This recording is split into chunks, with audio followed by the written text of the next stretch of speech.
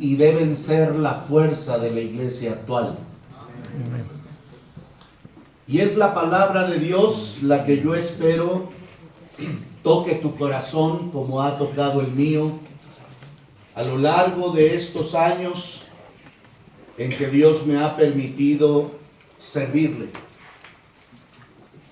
Soy indigno de estar frente a ustedes. No lo digo por hoy, lo digo por toda mi vida. Soy indigno de ocupar este lugar precioso, dicho sea de paso, de alta responsabilidad, porque no es un cúmulo de argumentos ni de fábulas lo que predicamos, es la bendita palabra de nuestro Dios, y ella es la que tiene que mover nuestros corazones en todo tiempo.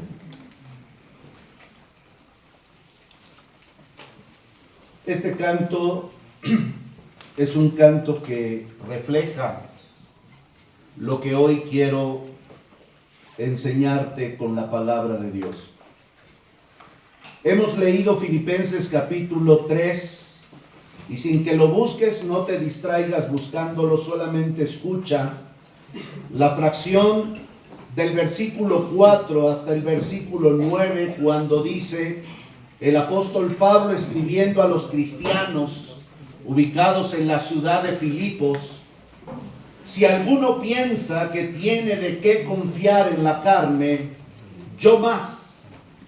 Decía Pablo, circuncidado al 8º día, del linaje de Israel, de la tribu de Benjamín, hebreo de hebreos, en cuanto a la ley fariseo, en cuanto a celo perseguidor de la iglesia, en cuanto a la justicia que es en la ley, irreprensible. Pero cuántas cosas eran para mi ganancia, las he estimado como pérdida por amor de Cristo. Y ciertamente aún estimo todas las cosas como pérdida por la excelencia del conocimiento de Cristo Jesús, mi Señor, por amor del cual lo he perdido todo y lo tengo por basura para ganar a Cristo y ser hallado en Él, no teniendo mi propia justicia que es por la ley, sino la que es por la fe de Cristo, la justicia que es de Dios por la fe. El resultado de nuestras vidas es el reflejo natural, es la consecuencia lógica de nuestras decisiones. El mundo puede golpearte, el mundo puede herirte y tú tienes solamente de 2 atoles que tomar. Te amargas, te destruyes, te acongojas, te deprimes al punto de no hallarle sabor a la vida y te sumes en una depresión que incluso puede llevarte a la muerte, o puedes utilizar todo ello como escalones para subir en la gracia de nuestro Dios. Amén. Creo que todos aquí podemos dar testimonio de que más de una vez a lo largo de nuestras vidas hemos sido heridos. Y las heridas que más duelen son las heridas que vienen de los seres que más amamos y que se supone más nos deben amar. Así que no te sorprenda. La Escritura dice: no os sorprendáis del fuego de prueba que os va a venir, que os ha sobrevenido, que está como cascada una tras otra, sino aprovecha todo eso, porque la prueba produce paciencia. Mas tenga la paciencia su obra completa, para que seáis perfectos y cabales, sin que os falte cosa alguna. Qué bueno que muchos de ustedes, por lo menos escucho varias voces, están citando las Sagradas Escrituras, porque de eso es lo que estamos hablando en esta noche. En la Biblia hay ejemplos de sabias decisiones que se tomaron en el momento preciso, en el momento justo, y resultaron en un tremendo éxito a los ojos de Dios. El éxito el mundo lo mide de diferentes maneras como Dios lo mide. El mundo mide el éxito en los jóvenes, si a los 20, 21 o 22 cuando terminan una carrera, y digo todas esas edades porque ahora con las universidades tecnológicas, con las universidades de programas cuatrimestrales, en 2 años, 8 meses, ya tienen una carrera. Y la gente, la sociedad ve a jóvenes exitosos que al salir de una carrera logran un trabajo, logran un buen salario y ya los ves en un buen carrito. Y dicen, ese es un muchacho, esa es una señorita de éxito. Cuando llegas a los 30, algunos de ustedes ya van a pisar más o menos ese escalón, ¿verdad? El tercer piso. Dentro de poco, yo decía que no, y créanme, el tiempo nos alcanza inexorablemente. Y ustedes van a llegar, y quizá el pensamiento de ustedes es, a los 30 tengo que estar con una buena casa, con un buen carro, felizmente casado. Bueno, no todos están convencidos, quizás están pensando hasta los 35 o 40. Déjeme decirle el peligro de esto, que en lugar de hijos van a tener nietos. Conozco, tengo amigos que de verdad tienen 60 años de edad y están lidiando con niños de 10. Son sus hijos. Los aman, los adoran, pero ya no tienen la fuerza para cuidarlos. Dios no se equivoca. La sociedad mide el éxito de los jóvenes de una manera, pero Dios la mide de una manera totalmente diferente. Así tenemos en la Biblia ejemplos, y el ejemplo del apóstol Pablo y otros tantos en la Escritura, en los cuales no me voy a meter demasiado para no tardar, es el llamamiento del apóstol Pablo. ¿Cómo se da el llamamiento del apóstol Pablo, que otrora se llamaba Saulo? Y como apellido, porque era de la ciudad donde estaba, le asignaron de Tarso. Así que era Saulo de Tarso. Su primer encuentro con la vida cristiana, ¿sabes? Es con un diácono de nombre Esteban. Ese es el primer contacto que Pablo tiene con esta naciente revolución religiosa, donde el Señor Jesucristo ha enseñado, y ahora los discípulos están diseminando todas estas enseñanzas, de modo que en el mundo conocido Pablo es un exponente de la palabra de Dios. Pero en aquel tiempo fue la persecución la que movió a la iglesia a compartir su fe. Y es Esteban, uno de esos diáconos, cuyos requisitos para ser diácono era que fueran hombres de buen testimonio. No se me queden. Yo sé que ustedes han estudiado las Sagradas Escrituras. Llenos. Los requisitos para estos diáconos era que fueran de buen testimonio. Segundo, llenos del Espíritu Santo. llenos del Espíritu Santo. Y tercero, Sabiduría. llenos de sabiduría.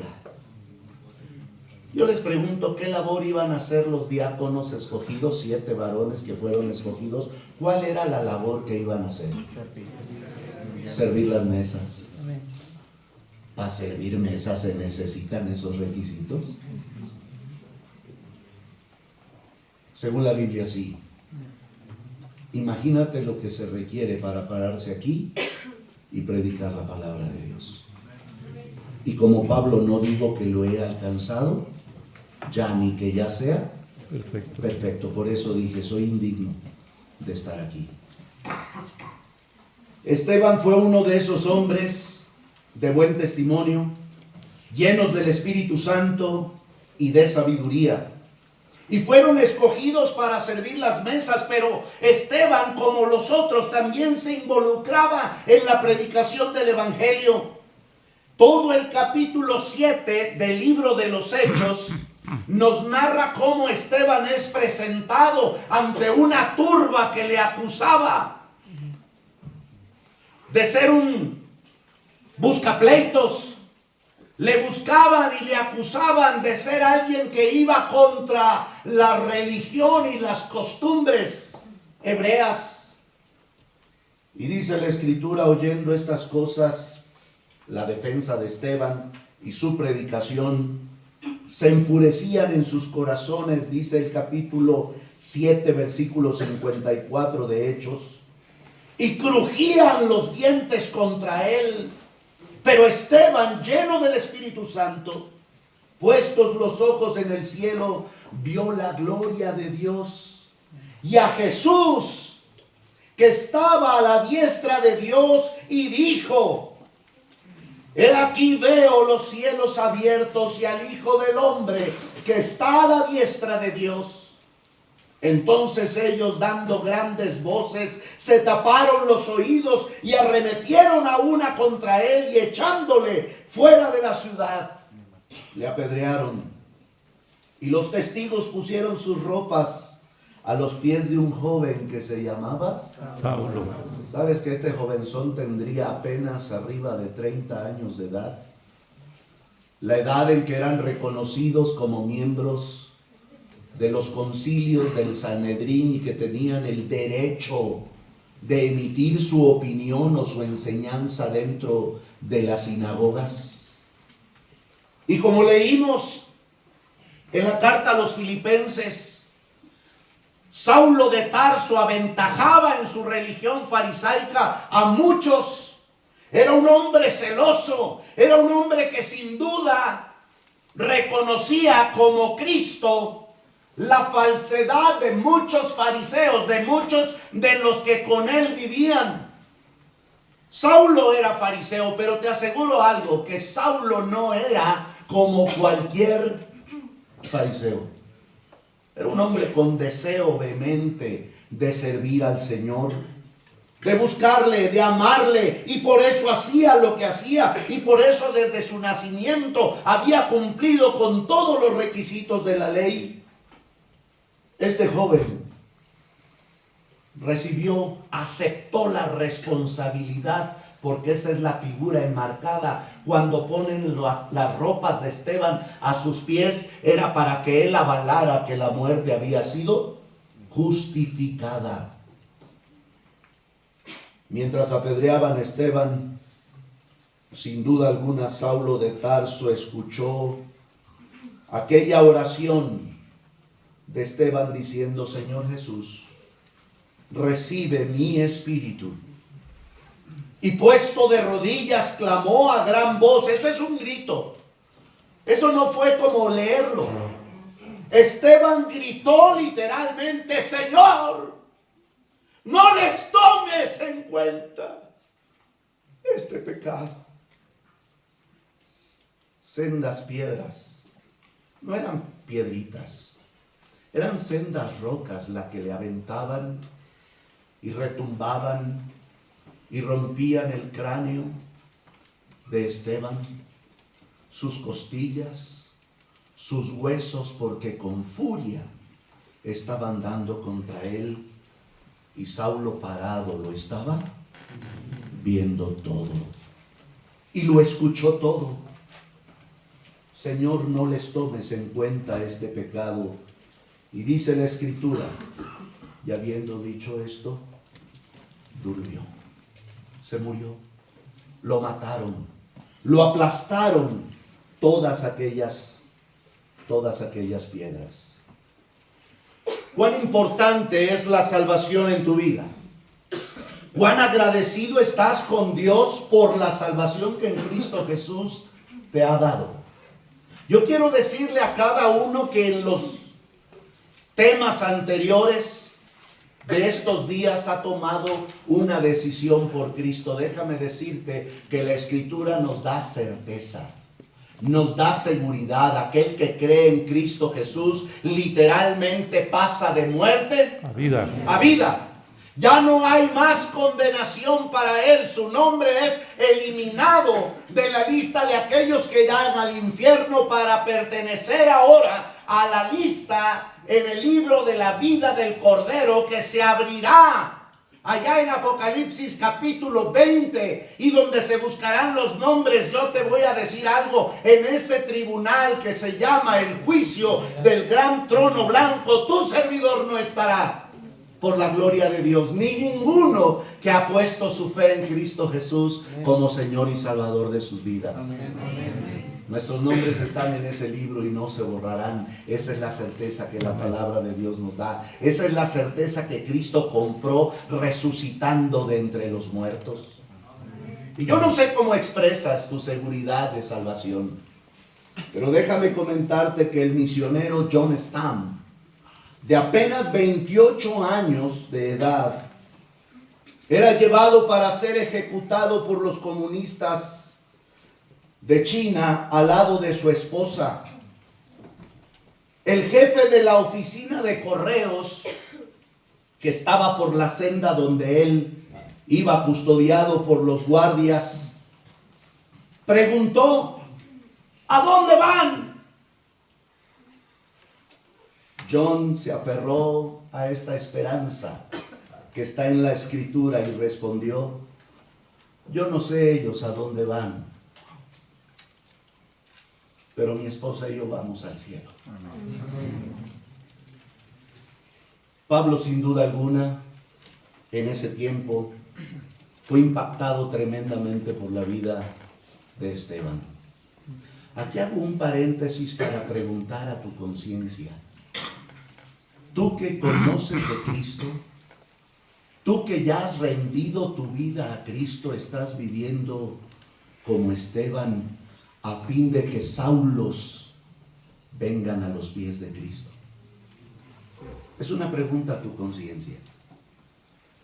Saulo de Tarso, dice la Escritura, continuando la lectura en Hechos capítulo 8, el versículo 1, dice: Saulo consentía en su muerte. Y en aquel día hubo una gran persecución contra la iglesia que estaba en Jerusalén.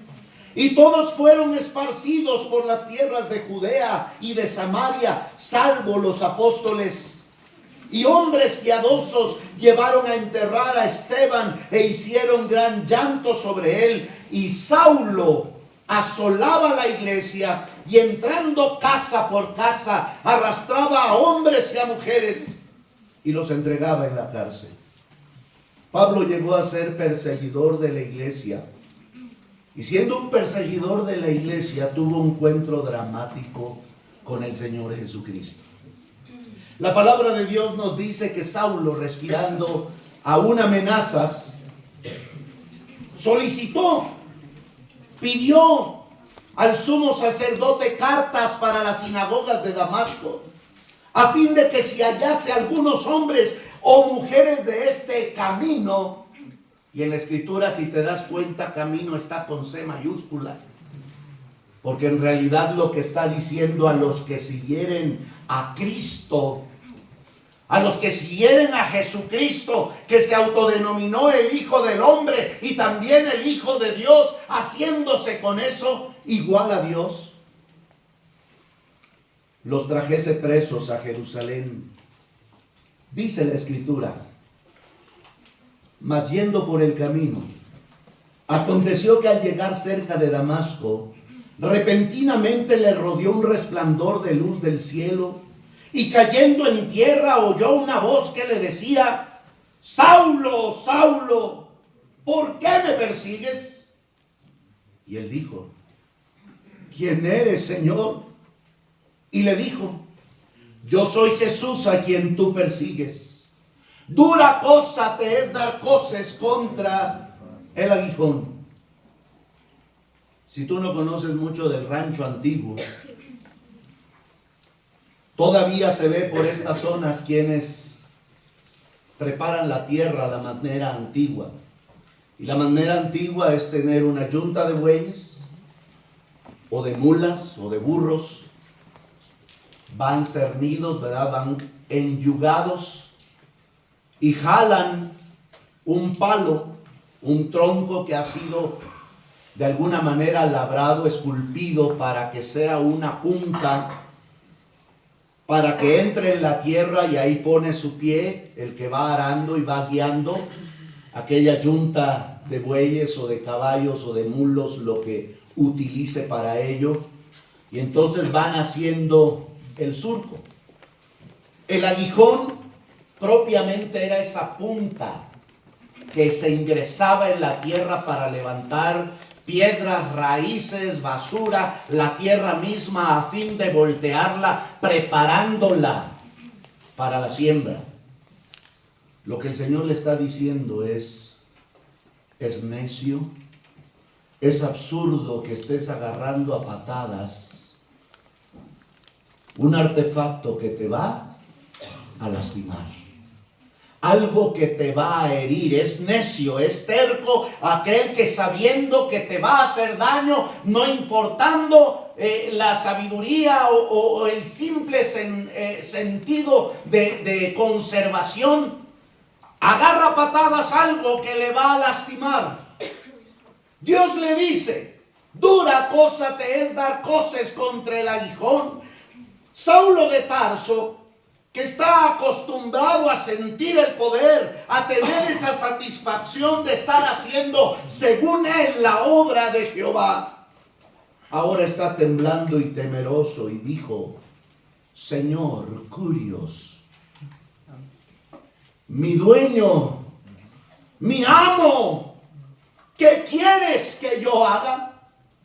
Y el Señor le dijo: levántate y entra en la ciudad, y se te dirá lo que debes hacer. La historia en este capítulo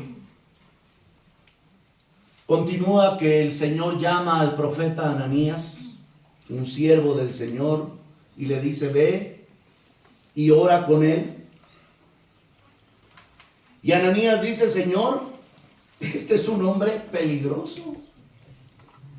¿Cómo quieres que yo vaya a ayudar al que tanto nos ha perjudicado? Toda la iglesia de Jerusalén ha sido esparcida y este es el hombre causal de todo ello. Sin embargo, el Señor le dice a Ananías: ve porque instrumento escogido me es este. Ve y ora con él y pide al Señor que él te ayude a recobrar la vista. Y cuando él dice: Señor, él trae autoridad de los principales sacerdotes, el Señor le dijo: ve, porque instrumento escogido me es este para llevar mi nombre en presencia de los gentiles y de reyes y de los hijos de Israel, porque yo le mostraré cuánto le es necesario padecer por mi nombre. Y esto me recuerda el Sermón del Monte, Mateo capítulo 5. Desde el versículo 7, el Señor dice que nosotros íbamos a sufrir, ¿no? ¿No es cierto? Y dijo: bienaventurados sois cuando por mi causa os vituperen y os persigan y digan toda clase de mal contra vosotros, mintiendo. Y yo siempre aclaro: a veces sufrimos porque son las consecuencias naturales de nuestras malas decisiones, ¿sí o no? Róbate un celular y que te agarren, que te cache el guardia, por lo menos te van a hacer pagar 3 o 5 veces el valor de ese artículo para salir libre. Pero si no tienes, al bote, una tu temporadita, ¿verdad? Ahí bajo las sombras, a sudar fatigas, a quemarte el alma. Pero el Señor dice: cuando sufras por ser cristiano, cuando sufras por ser un seguidor del Señor, sé feliz. Amén. Sé bienaventurado, sé más que feliz, porque entonces tú heredarás el reino de los cielos, no por la obra, sino por tu fe en Cristo Jesús. Saulo es llevado por Ananías en oración a la presencia de Dios, y dice la Escritura que en ese mismo instante, como escamas le cayeron de los ojos, de Saulo y entonces pudo ver. Atención a los últimos versículos de Hechos capítulo 9. Ananías le dice: hermano Saulo, el Señor Jesús, que se te apareció en el camino por donde venías, me ha enviado para que recibas la vista y seas lleno del Espíritu Santo. Al momento le cayeron de los ojos como escamas y recibió al instante la vista. ¿Qué hizo? Fue y siguió con su propósito.